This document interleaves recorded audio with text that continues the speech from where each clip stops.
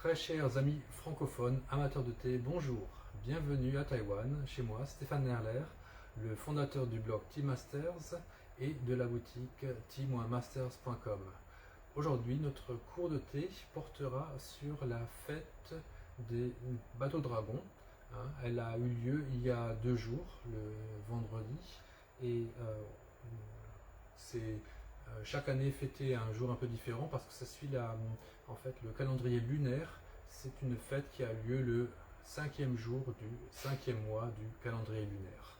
Alors je vais vous raconter un petit peu l'histoire de cette fête, ainsi que les 3 liens que cette fête a avec le thé d'après moi.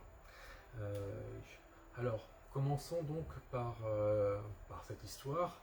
C'est en fait une fête, c'est une des premières fêtes nationales, on va dire, parce que elle fête un poète patriote chinois qui vivait il y a 2300 ans dans la période des royaumes combattants, donc une période où la Chine était morcelée en différents États, en différents royaumes qui n'arrêtaient pas de se faire la guerre les uns aux autres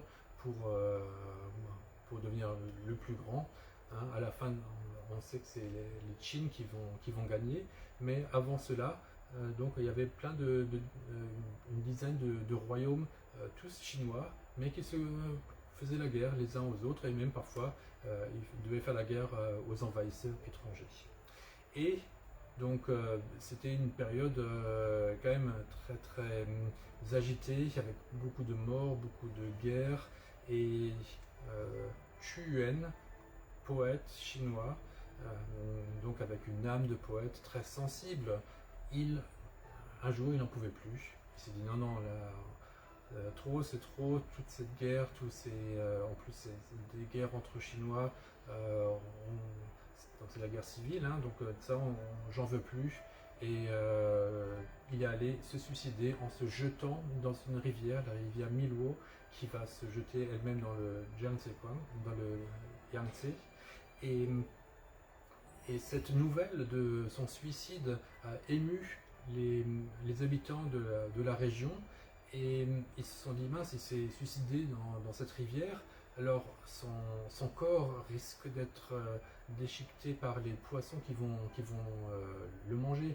Donc pour éviter que les poissons fassent du mal à son corps décédé, les habitants sont allés sur des bateaux dragons, et ont fait la course pour être le plus rapide et pour jeter dans l'eau ensuite des boules de riz, afin que les poissons mangent ces boules de riz cuit, placées dans ces feuilles de bambou, et afin que les poissons aient tellement mangé de riz qu'ils n'aient plus faim et qu'ils n'aient plus envie de manger le corps du poète décédé. Donc ça, c'est la base de cette histoire qui nous est parvenue jusqu'à maintenant, donc une fête nationale qui a 2300 ans, et qui est un petit peu différente de notre prise de la Bastille ou bien de la déclaration d'indépendance américaine, et qui reflète, je crois, quand même assez bien cette âme poète chinoise, en tout cas de la Chine antique, où le personnage qui a vraiment fait consensus depuis 2300 ans pour représenter le patriotisme, c'est en fait un poète. Donc je trouve que c'est une touche assez sympa qui représente assez bien comme symbole l'âme chinoise. Alors, de cette fête, qu'est-ce qu'on peut en tirer comme relation avec le thé? J'en vois 3. La première, donc, dont on peut parler, c'est zhongzi. C'est comme ça qu'on appelle ces boules de riz dans cette feuille de bambou. Alors là, comme c'est le dernier cours, je vais pouvoir l'ouvrir devant vous. Si j'y arrive, c'est toujours très compliqué avec ces ficelles qui sont le nœud très très dur. pourquoi en fait il y a des ficelles? Parce on en attache beaucoup les unes aux autres et pour les sécher, hein, après les avoir cuits. euh, et ces boules de riz, en fait, il y a une grande variété de recettes. Vous imaginez, dans toute la Chine, il y a des recettes, ce qui fait qu'à Taïwan, il y a pratiquement toute la variété des recettes de zhongzi de la Chine, parce que avec Chiang Kai-shek, comme j'ai expliqué la semaine dernière dans le cours sur Fushoshan, avec Chiang Kai-shek, son armée venait de toute la Chine, donc il y a des familles venues de toute la Chine avec Chiang Kai-shek en 1948 qui ont ramené à Taïwan des recettes de chaque province. Et donc on trouve à Taïwan des recettes, autant de recettes qu'il y a de provinces en Chine. Et donc on trouve pas que des zhongs de Taïwan, dont il y a également une variété. Il y a les zhongs du nord qui sont un peu plus épicés, et qui sont un petit peu sautés avec de l'huile, alors que les zhongs du sud, elles sont cuites dans l'eau et elles sont donc un petit peu plus fades, et du coup ils vont rajouter plus d'ingrédients dedans. Et celle du nord, c'est assez basique, c'est du riz avec un bout de viande de porc. Et dans le sud, on peut y rajouter plein d'autres choses. On rajoute encore des cacahuètes, on peut rajouter des champignons parfumés. Mais partout, il y aura toujours beaucoup d'échalotes et de poivre pour donner du goût quand même à ce riz. Mais il y a également des zhongzi qui sont sucrés, qu'on mange pour le dessert. Et en fait, celle-là, elle est sucrée. C'est plutôt une zhongzi de dessert. Ce que je vais faire, je biaise. Je vais vous montrer à quoi ça ressemble à l'intérieur. Donc ça s'ouvre comme ça, et là on a un riz très transparent, parce que c'est un riz glutineux mais qu'on utilise surtout pour les zhongzi de dessert. Ouais, je vous le montre. Ah, très joli. Je vais mettre là-dessus. Donc là maintenant je peux enlever on voit que ça reste accroché, c'est un petit peu glutineux. Voilà.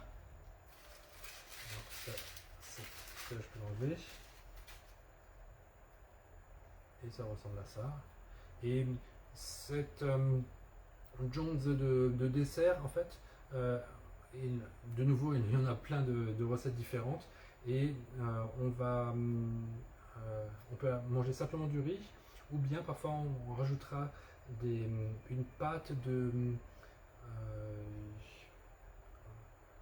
pois rouge à l'intérieur, sucré, pour faire du sucré, qu'on trouve beaucoup aussi dans la cuisine japonaise, hein, dans les mochi par exemple.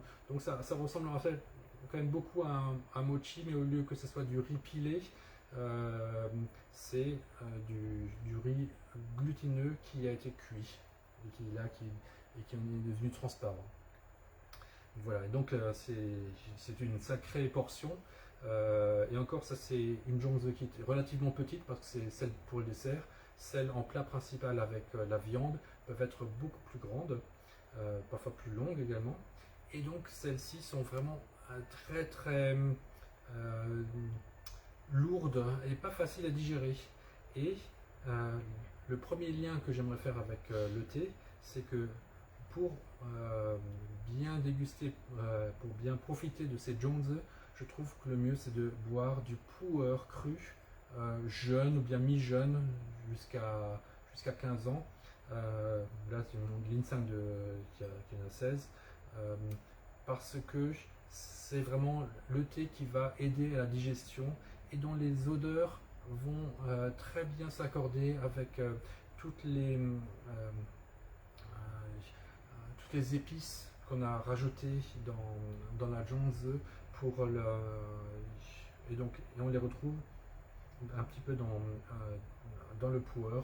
Donc je trouve que c'est vraiment un très très bon accord entre le pu'er cru, jeune, un petit peu moins jeune, avec notamment les zhongzi qui sont salés. Pour le sucré,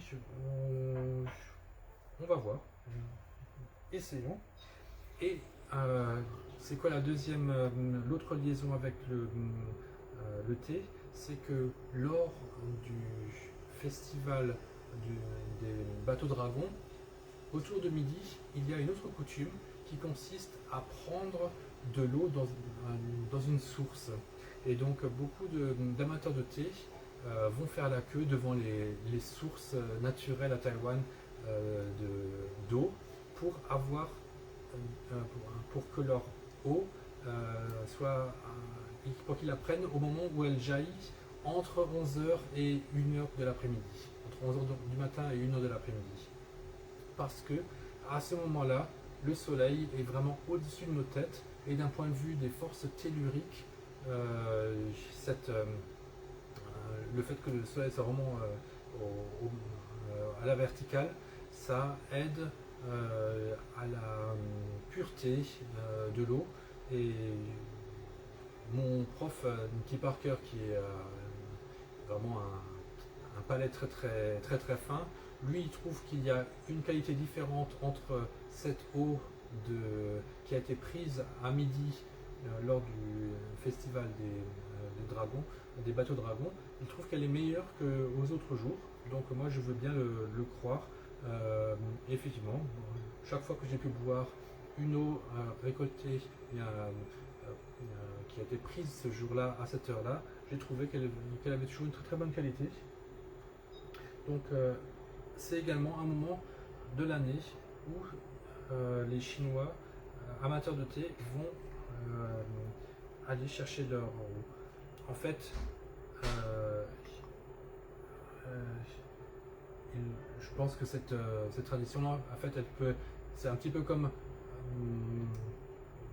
comment dire, nous savons maintenant avec avec la science que c'est le 21 juin que le soleil est le plus exactement au-dessus de la tête. Donc le 21 juin, exactement à midi, ce serait là vraiment le meilleur moment pour prendre cette eau. Mais donc on peut un peu avancer cette date ou la reculer. Donc je pense qu'il est encore temps pour vous si vous avez une eau de source quelque part près de chez vous, d'aller chercher de l'eau dans cette source au moment de midi. Et vous verrez peut-être que cette source-là, que cette eau a une meilleure qualité que d'habitude. Cette eau dans l'histoire chinoise, on s'en servait également pour les plaies contre les morsures d'insectes, parce que notamment une autre coutume de cette fête des dragons, c'est d'avoir des herbes odorantes pour se protéger contre les insectes qui pullulent maintenant au début de l'été à Taïwan et puis dans le sud de la Chine.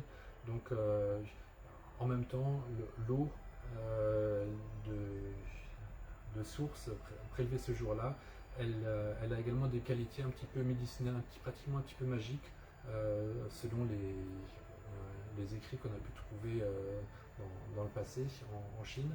Et bon, ça c'était effectivement quand il n'y avait pas toute cette médecine pour se guérir facilement, on attribuait des propriétés un petit peu magiques à cette eau-là. Mais donc, pour dire que cette coutume de cette eau, elle va en fait même au-delà du monde du thé, elle s'étend pratiquement au monde de la pharmacopée. Donc nous avons vu le lien avec le thé, avec le pu'er pour les zhongzi, l'importance de l'eau prélevée ce jour-là à midi, et le dernier lien entre cette fête et le thé pour moi, simplement, c'est le fait que ça soit un poète qu'on célèbre. Et pour moi, le fait de faire du thé dans une belle ambiance avec un beau chabou où je suis posé, où j'essaie d'avoir des belles couleurs en harmonie avec le thé que je vais faire, avoir une plante pour me rappeler de la nature, etc., etc.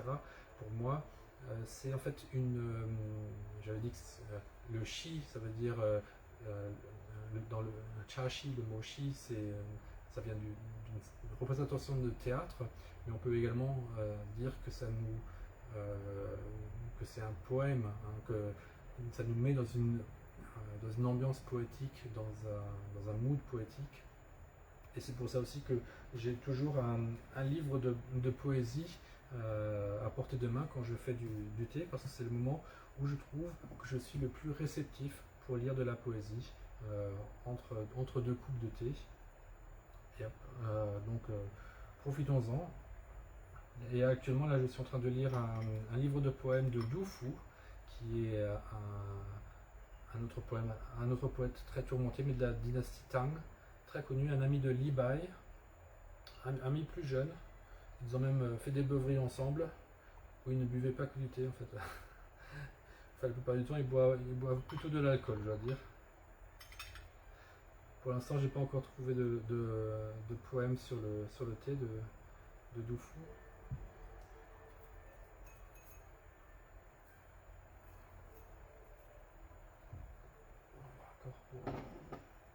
Et après, je fais ça. Et alors, on pourra goûter également à ce riz avec le Pu'er de l'Insang de 2006.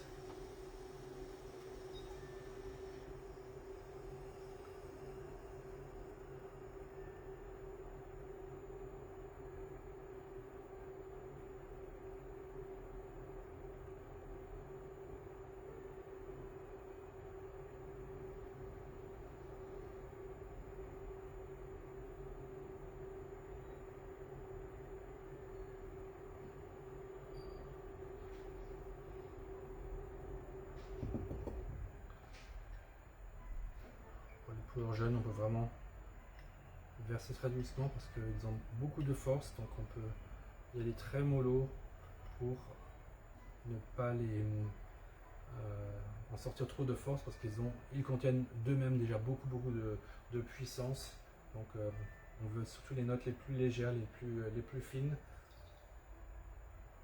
parce que ce sont des thés très puissants, surtout ces Pu'er qui sont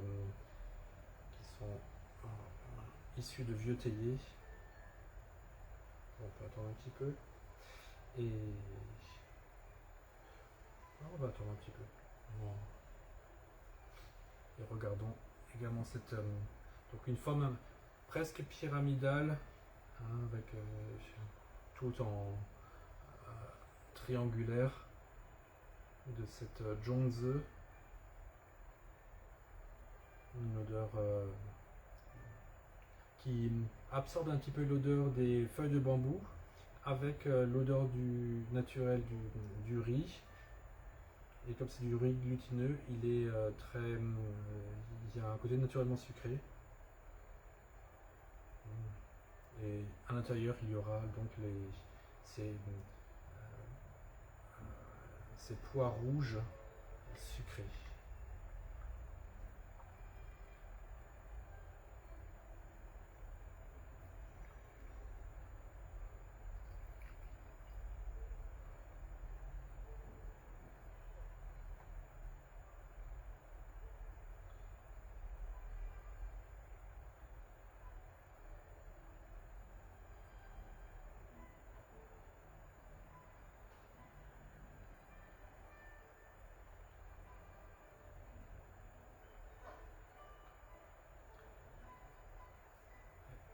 Ça tombe vraiment bien parce que la couleur semble vraiment très similaire, comme vous pouvez le voir, entre cette Zhongzi de dessert et ce Pu'er.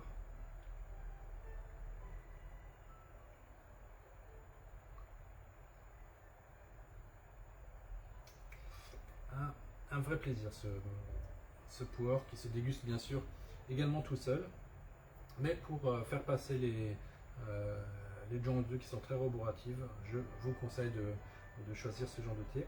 On prend un petit morceau.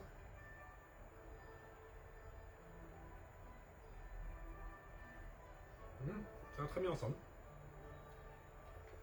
Alors celle-ci se mange fraîche, alors que les Zhongzi salées, on va plutôt les manger chaudes, voire à température ambiante, mais pas froides. Alors que celles-là, donc, quand elles sont pour le dessert, c'est froid. C'est assez léger comme goût, parce qu'il n'y a pas encore les pois rouges, mais c'est assez fin. Et ça se marie bien. Voilà, j'espère que cette petite présentation de la fête des bateaux dragons vous aura intéressé, vous aura plu. Je vous remercie pour votre attention et vous souhaite une bonne semaine et une bonne fête de la Pentecôte et Shavuot demain. A bientôt, bye bye.